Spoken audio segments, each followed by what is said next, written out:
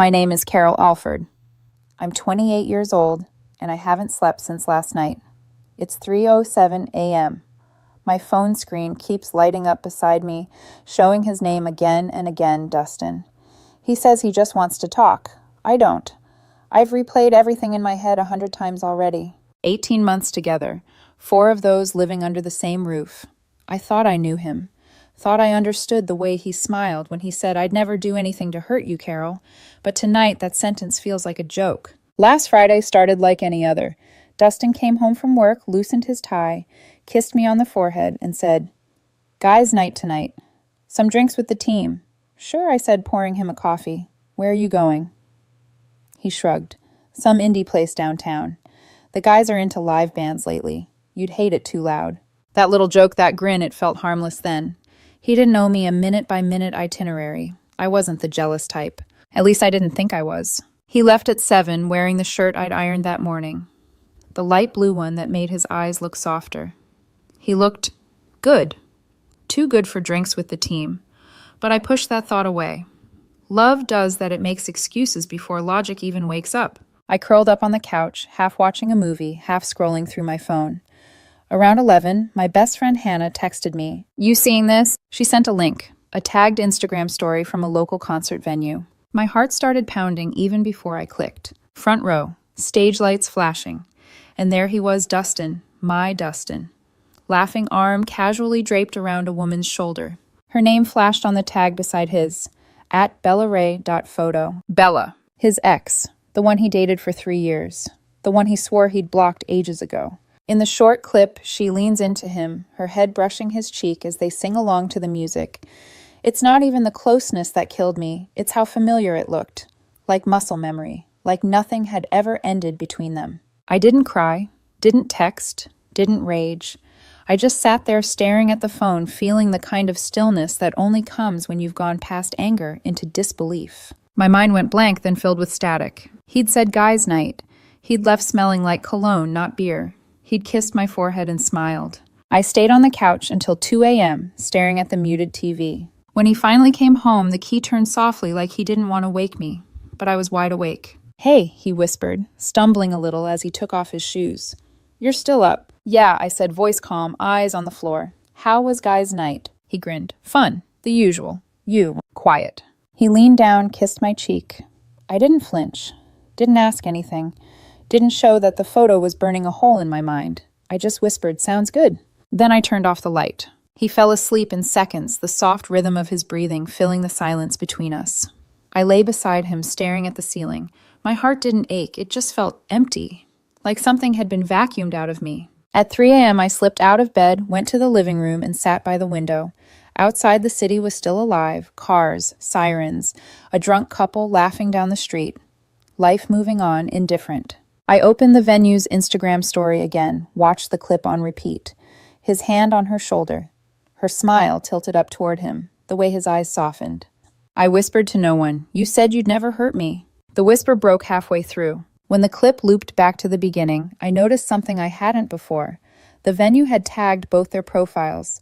Dustin had liked the post. He wasn't hiding it. He just assumed I'd never see it. That somehow made it worse. He didn't lie because he felt guilty. He lied because he felt safe doing it. And that's when the stillness inside me shifted.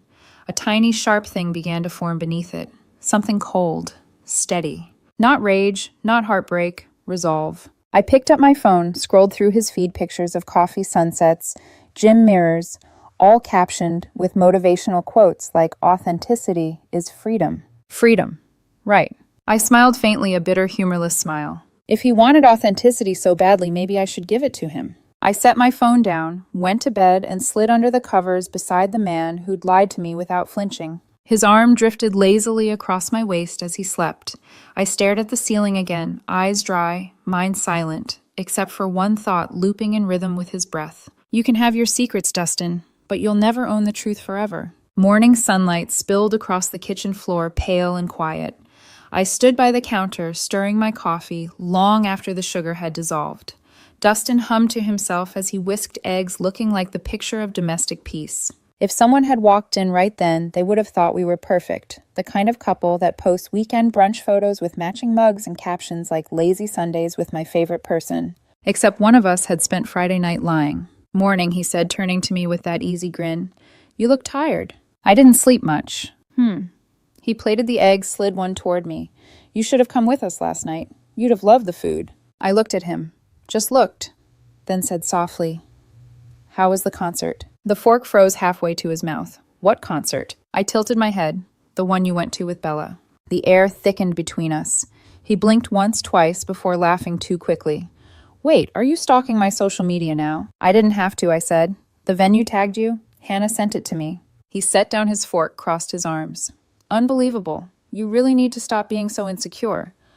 I told you it was guys' night. Bella just showed up. Total coincidence. Coincidence, I echoed. Yes, coincidence. I didn't even know she'd be there. His tone sharpened. And so what if she was our women banned from existing near me now? I didn't answer. I just sipped my coffee. He stepped closer, voice rising. Do you want me to text you every time I pass a woman on the street?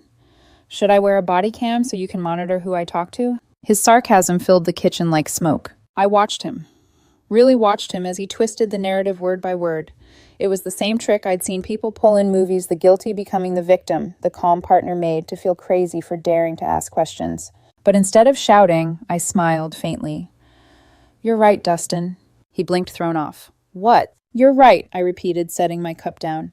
You can have female friends. You can do whatever you want. Something in my tone must have registered because his brow furrowed. Carol. It's fine, I said, walking past him. Totally fine. He exhaled, half relieved, half confused. I'm glad we're on the same page. I don't want to feel policed in my own relationship. I turned at the doorway, my voice calm. No policing. Promise. He smiled, kissed my cheek. See communication. That's why we work. I watched him leave for work a few minutes later, still humming, completely unaware that every word he'd just said was sealing his own fate. When the door clicked shut, the silence felt electric. My pulse was steady, not angry, just awake. On his side of the bed, his phone charger still glowed. I glanced at it, then at the framed photo on his nightstand, the two of us at the beach, his arm wrapped around me, sand in our hair, a filtered sunset behind us. That was his world filtered, perfect, controlled. He lived for it. His Instagram wasn't a diary, it was a stage. Every post, every caption curated for likes and admiration. Dustin, the confident, emotionally mature man. The one who respects women, the one who believes in transparency. I almost laughed. That's when an idea took shape, sharp, clean, and satisfying in its simplicity. He wanted transparency, I'd give him exactly that. I opened my laptop, found the venue's tagged post again, and took a screenshot. Then another, this time of his Friday night text, guys' night. Don't wait up. Two truths side by side, the lie and the evidence. For a second, I hesitated. My finger hovered over the phone screen. Was I really about to drag my private heartbreak into the public eye? Then I remembered how easily he'd dismissed me this morning, how quickly he'd twisted my concern into accusation, how confidently he'd lied without flinching. If his entire world was built on image, then the truth would be the one thing he couldn't survive. I started composing my post. 3 slides. Slide 1. His message, guys' night. Don't wait up. Slide 2. The concert story, him and Bella shoulder to shoulder, laughing like the past never ended. Slide 3. A simple caption when guys' night comes with a surprise guest.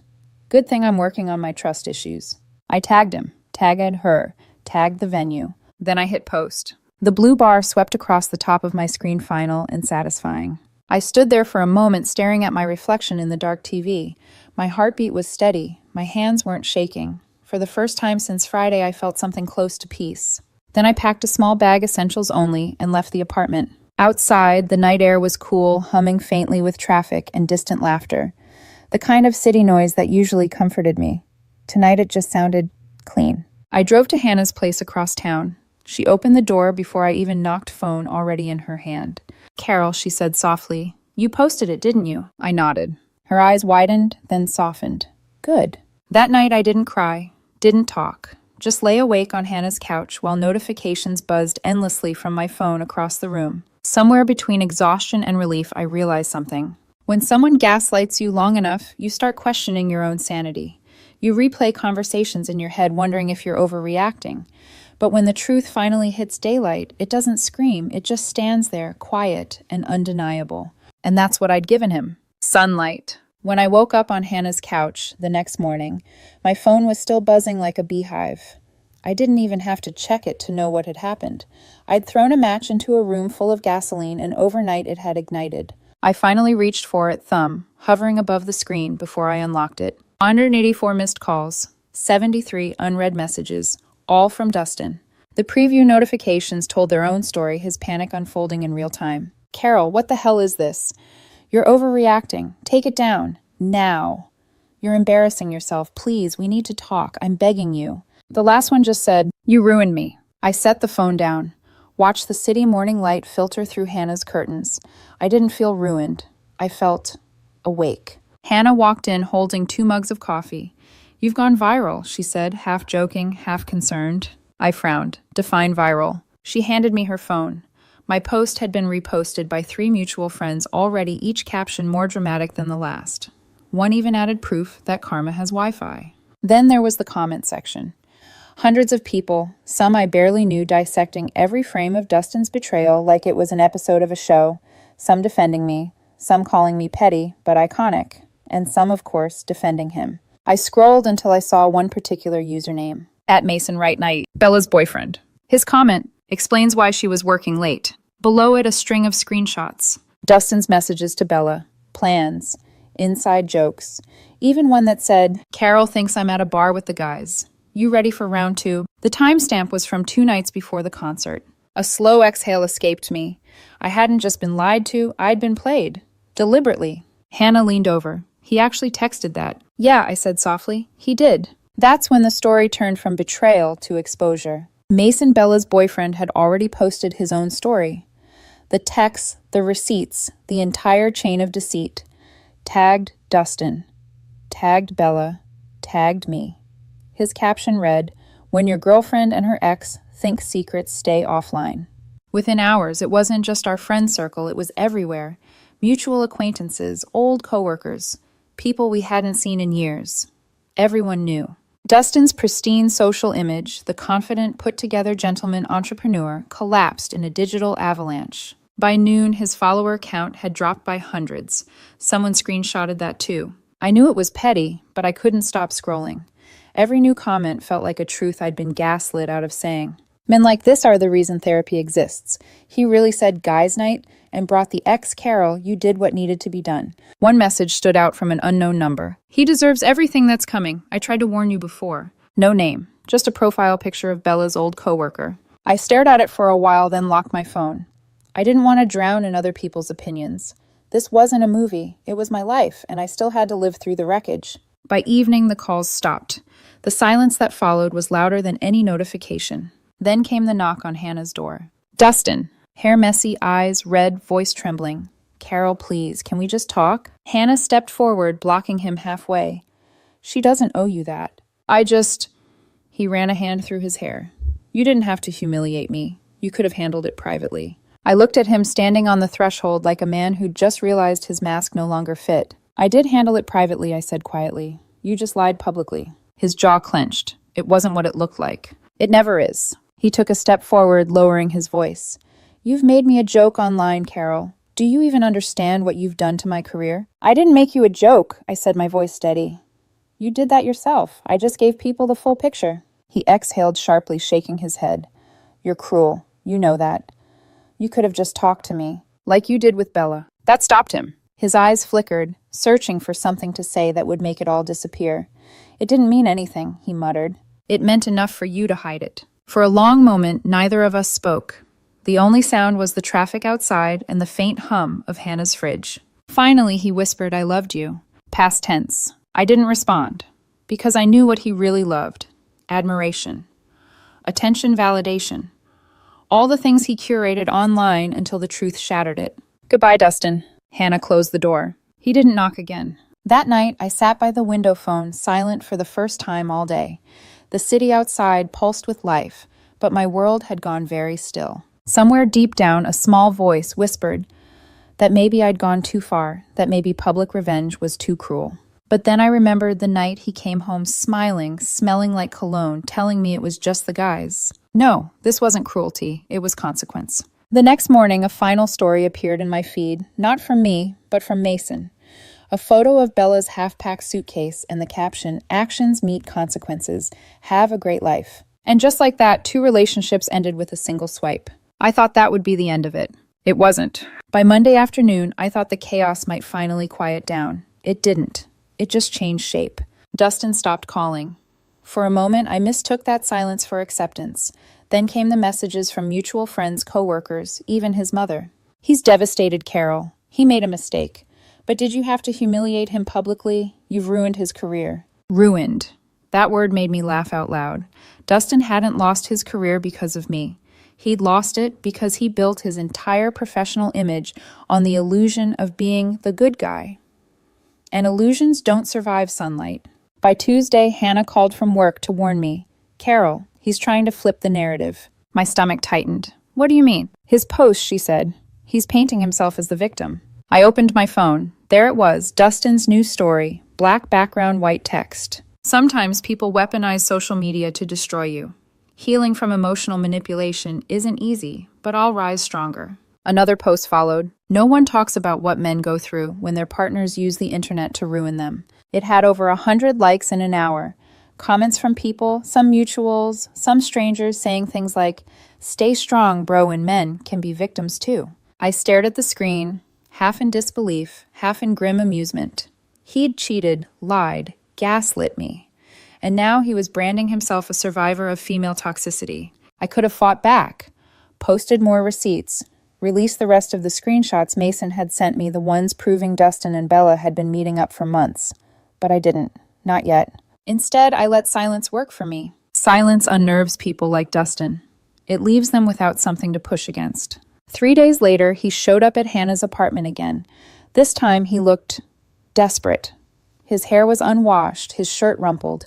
He was holding a paper bag, croissants like peace offerings. "I just want to talk," he said softly. Hannah wasn't home. Against my better judgment, I let him in. The moment he sat down, he started in. "You have no idea what you've done to me, Carol. My client saw that post. My boss pulled me into a meeting yesterday. They said my personal controversies are making them look bad." I folded my arms. "You mean the controversy you created by lying?" "I didn't lie. He rubbed his temples. I didn't tell you because I knew you'd overreact. And now look where we are." Overreact. The same word he'd thrown at me before the storm. It hit like a reflex slap. "You think what I did was overreacting?" I asked. "Yes, you humiliated me in front of everyone. I lost half my following overnight. Do you know how that feels?" "I do," I said. "It feels like watching someone you trust betray you in front of everyone." He groaned, voice breaking into anger. "You're being dramatic. It was one night, one kiss. I didn't sleep with her." "Dustin," I said evenly. "You lied, planned it, laughed about it, and then made me feel insane for noticing. Don't downplay it just because it's convenient now." He stared at me, jaw-clenched eyes, wet but furious. "I loved you." "You loved control," I said. He slammed his hand on the table. "You always twist things." "You're so cold, Carol." I stayed still, calm. If calm looks like cold to you, maybe that's because chaos is the only way you know how to feel powerful. He flinched like I'd struck him. After a long silence, he said barely above a whisper, "You've turned everyone against me." "No," I said, standing. "You turned yourself into someone people can't defend." He opened his mouth to say something, then shut it again. His eyes darted toward the door. "Please," he said finally, "just take the post down. You made your point. Can we start over?" I almost laughed. "Start over? You mean go back to you lying and me pretending not to see it?" He swallowed. "I just need a chance to fix things." I shook my head slowly. "No, Dustin. You need a chance to sit with what you broke." He looked at me for the long time, then stood up, eyes full of something between anger and desperation. "You'll regret this," he said. "Maybe," I replied, "but at least I won't regret trusting myself." He left. That night I found out what he meant by fix things. Hannah texted me a screenshot Dustin's mother, Linda Tran, had made a Facebook post. "Some women destroy good men for attention. My son made one small mistake and she's waging war. Please pray for healing, not hate." Beneath it, hundreds of comments. Middle-aged aunts, family friends, all echoing the same narrative. Men don't get a fair shot these days. Women are vindictive. Cancel culture gone too far. I scrolled and scrolled, feeling something cold settle in my chest. Then I saw my own mother's comment. "Linda, maybe you should teach your son not to cheat instead of teaching women to stay silent." The post was deleted within minutes. That night, I sat in Hannah's kitchen sipping cold tea, scrolling through Dustin's feed one last time. His followers were still dropping his comments, a battlefield of sympathy and condemnation. Somewhere in all that noise, I realized something vital. This wasn't about social media anymore. It wasn't even about Dustin. It was about me finally seeing how far I'd let someone gaslight me into doubting what I already knew. Dustin didn't just betray me. He taught me exactly how much peace costs when you mistake denial for forgiveness. And I wasn't about to pay that price again. 2 weeks passed. The world had moved on from the drama, but Dustin and I hadn't because we couldn't. We still shared a lease. Same address, same Wi-Fi, same air that somehow felt thinner every day. When I walked into our apartment again, it didn't even feel like home, just a battleground with throw pillows. He was there sitting on the couch, scrolling his phone, pretending I was invisible.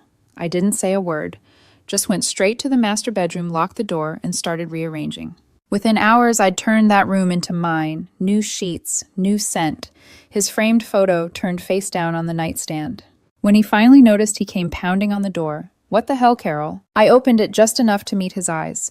"I moved your things into the spare room." "You can't just—" "I can," I interrupted. "You wanted space, right? Consider it granted." He blinked, confusion giving way to disbelief. "This is ridiculous. We can be adults about this." "We are," I said calmly. "Adults split the bills. Respect each other's boundaries and don't lie about who they're kissing at concerts." His face flushed. "You're still hung up on that. You said you were over it." "I said I was done talking about it. That's not the same thing." I walked away before he could reply. The sound of his footsteps retreating was almost satisfying. That night, I sent him an email, not a text, not a post-it, but an actual email outlining how we'd split expenses until the lease ended. Rent $1,300 total. Your portion, $650. Utilities split evenly. Shared spaces neutral territory.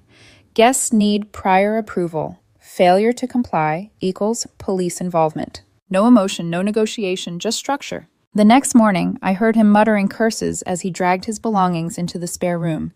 The thud of his dresser against the wall made one of my picture frames tilt, but I didn't fix it. I wanted to see the imbalance.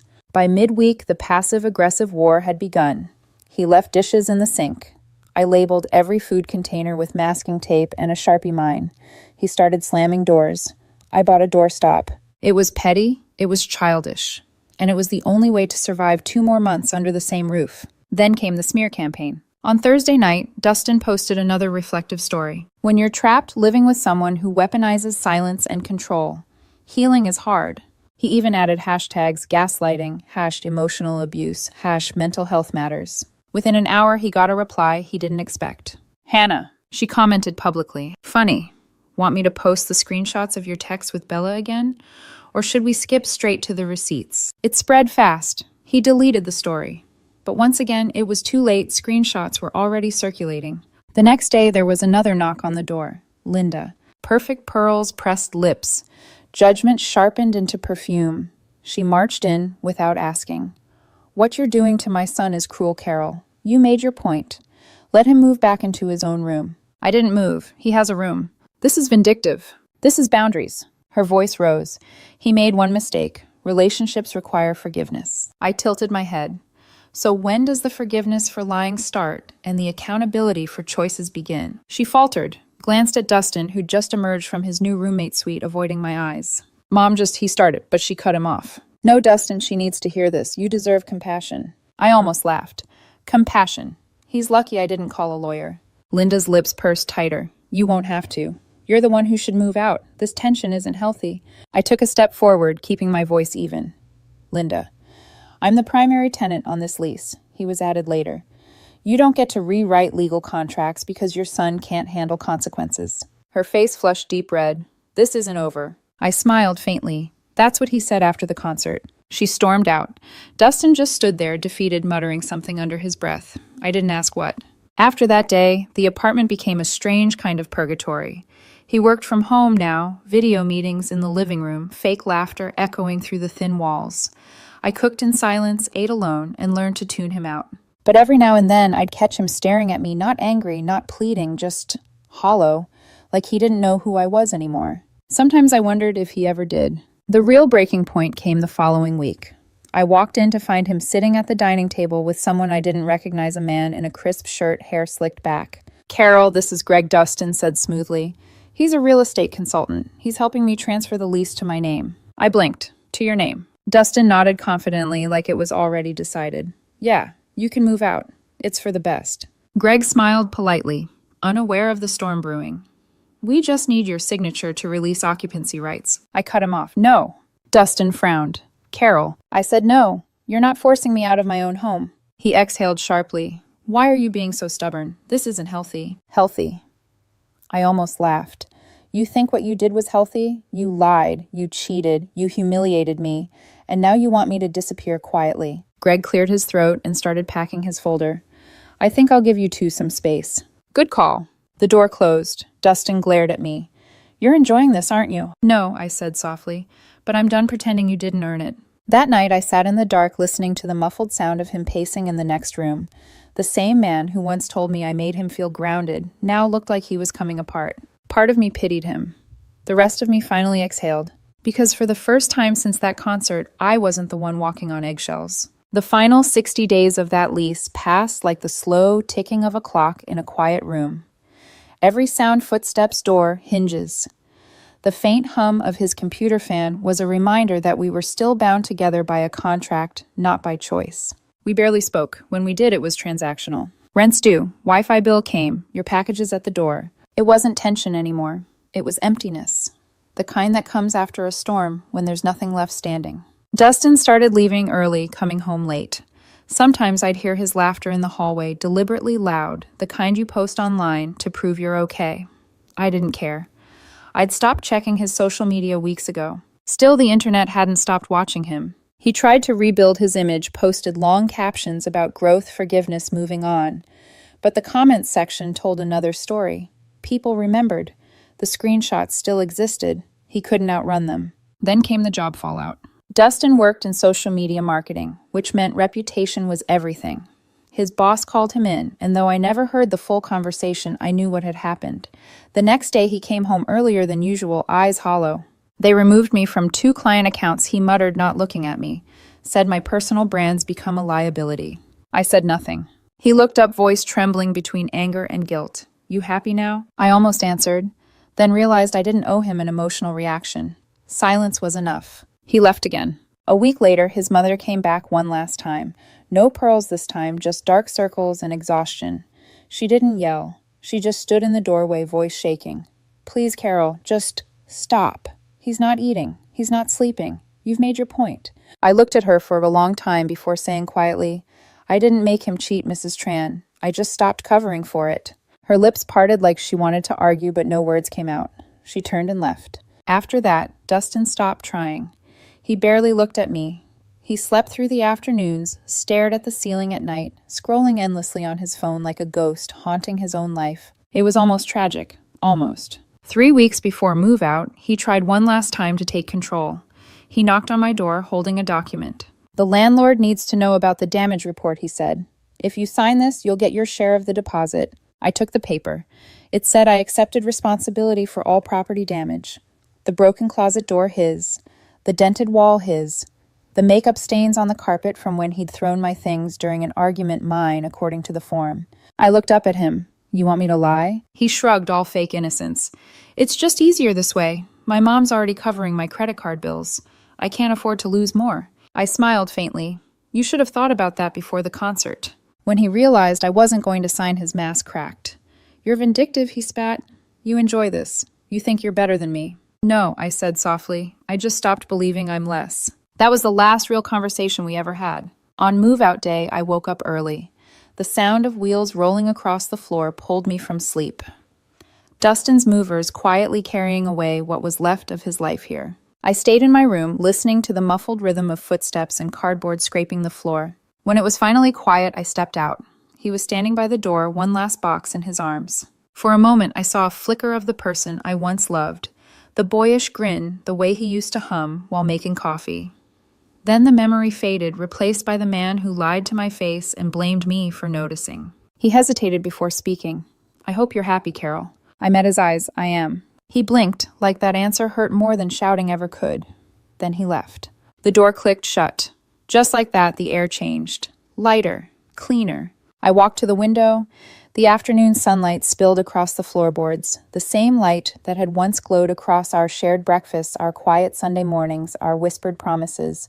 Now it just illuminated freedom. I didn't cry. I didn't post about it. Instead, I logged into my account for the first time in weeks, deleted old couple photos, archived the stories.